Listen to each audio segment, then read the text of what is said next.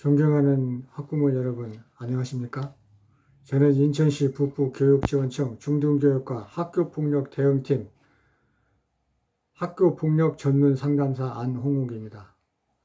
제가 학부모님들을 상대로 학교폭력에 대해서 처리 과정에 대해서 7회에 걸쳐 1시간 30분 동안 강의했고, 학부모님들 대상으로 한 예방교육에 대해서 3회에 걸쳐 1시간 동안 강의한 바 있습니다. 이번 시간에는 시급하고 아주 중요한 청소년들의 성 관련 사안에 대해서 말씀드리겠습니다. 최근 N번방 사건을 계기로 우리 청소년들이 정말 비인간적이고 야만적인 성착취 범죄 대상이 되고 있는 현실이 드러났습니다. 더 심각한 것은 그런 범죄의 운영자가 10대 청소년들로 심지어 초등생 시절부터 그런 행위를 한 사실이 드러났습니다. 얼마나 충격적인 일입니다. 이게 다 스마트폰이라는 정말 인류 문명을 획기적으로 편리하게 바꾼 과학 문명의 역기능입니다.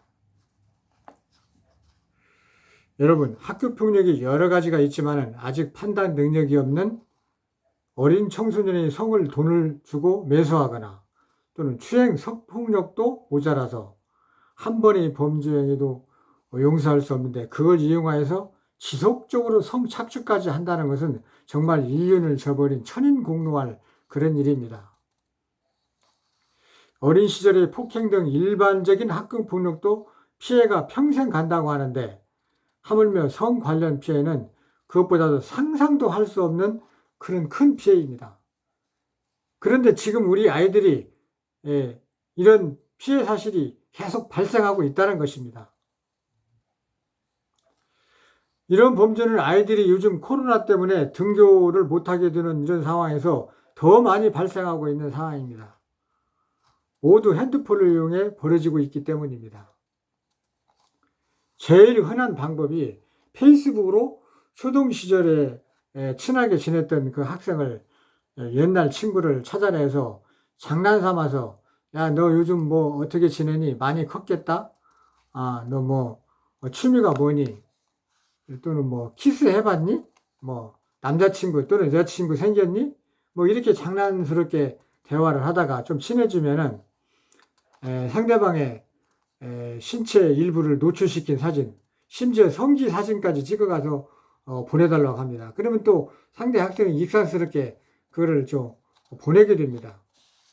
이걸 한번 보내게 되면 그 다음부터는 악마의 서굴로 들어가게 되는 것입니다.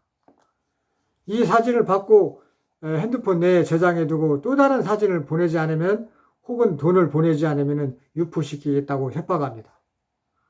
아시다시피 페이스북에 그걸 공개하면 전 세계인이 다 볼 수 있게 됩니다.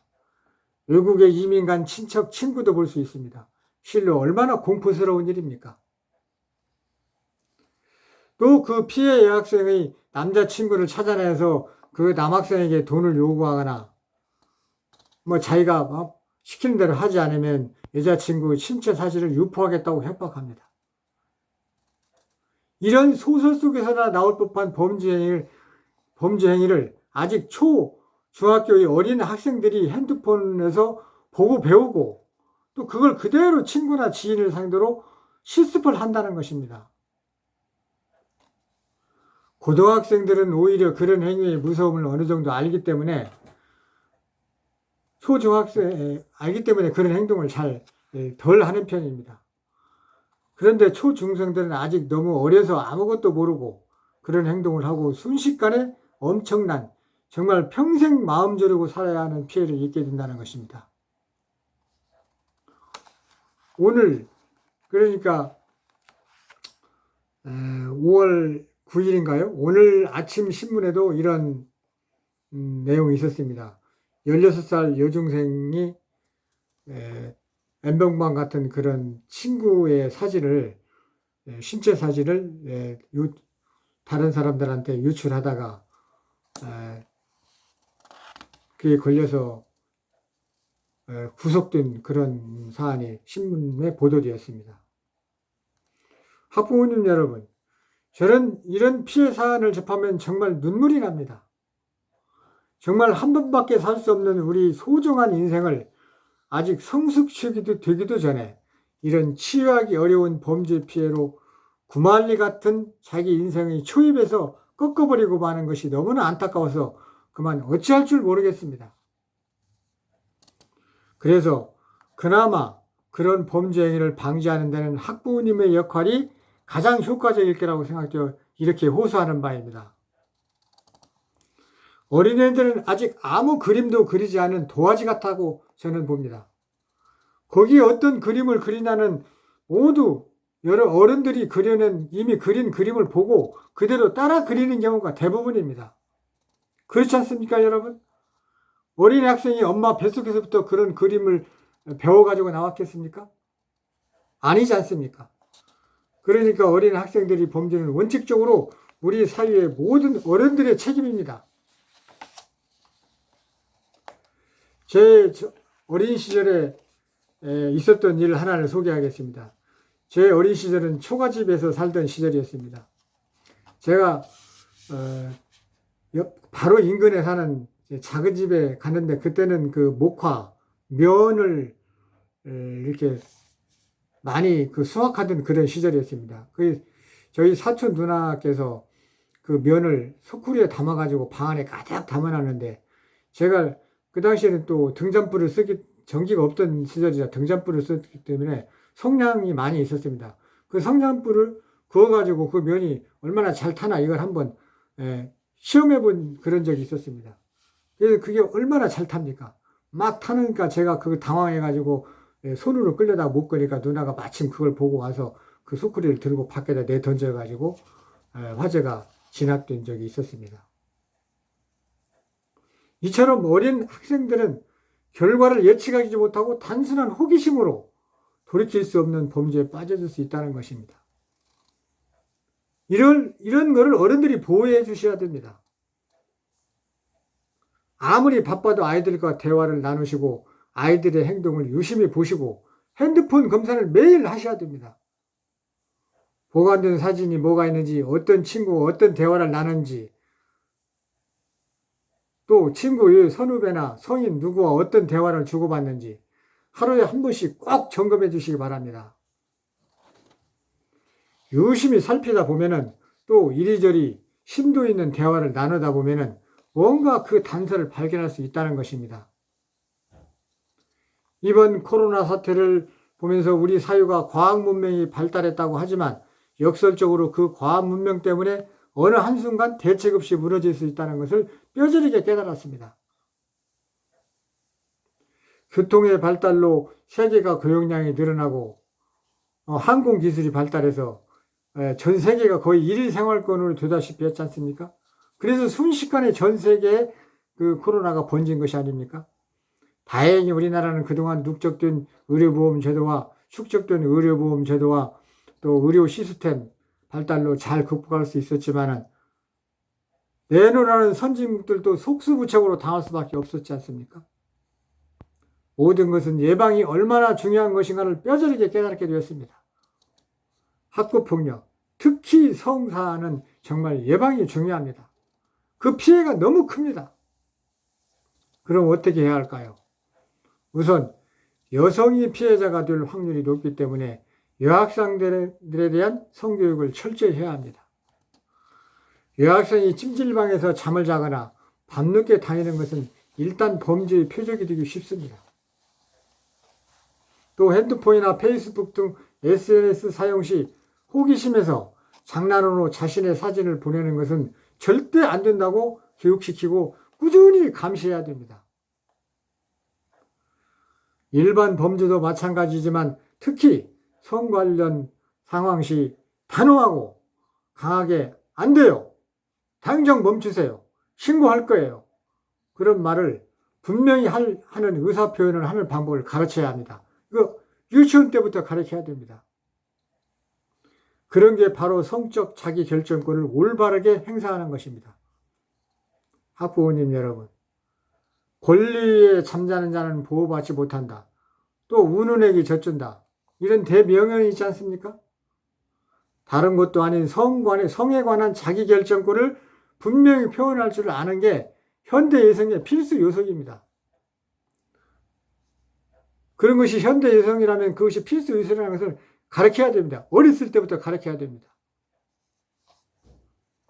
그럼 남학생의 경우는 어떻게 해야 할까요?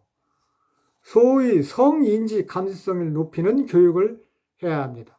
성인지 감수성이라는 것은 남녀의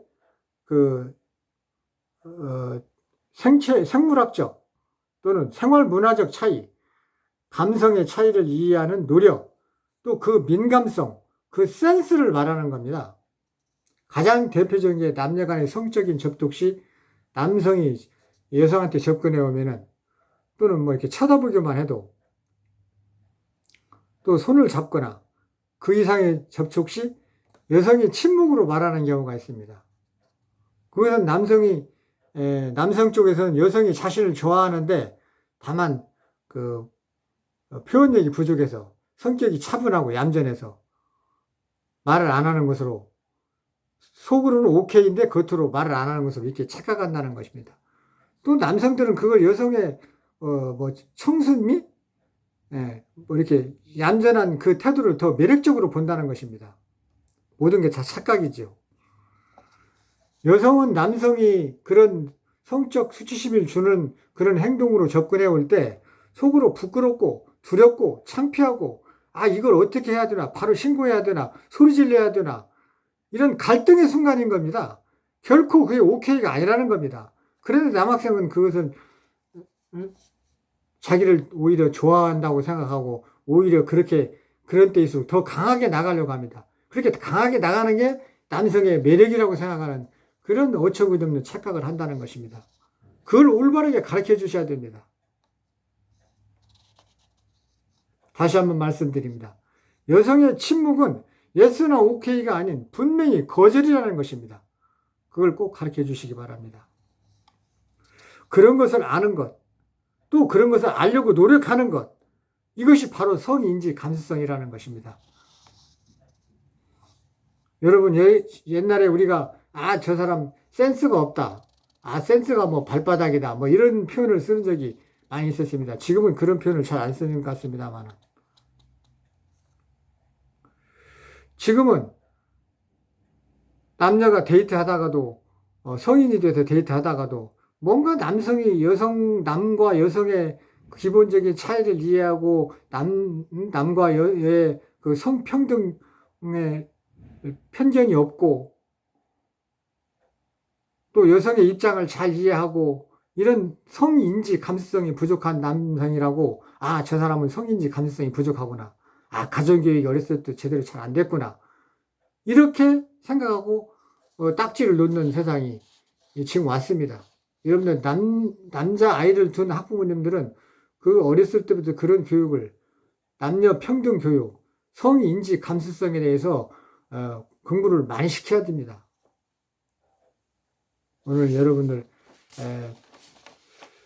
그 N번방 사건 계기로 그런 일이 없어야 되는데 지금 우리 어린 여학생들 사이에 그런 피해 사례가 지금 계속 발생하고 있습니다. 지금 신문에 보도되지 않은 것 외에도 지금 많이 발생하고 있습니다.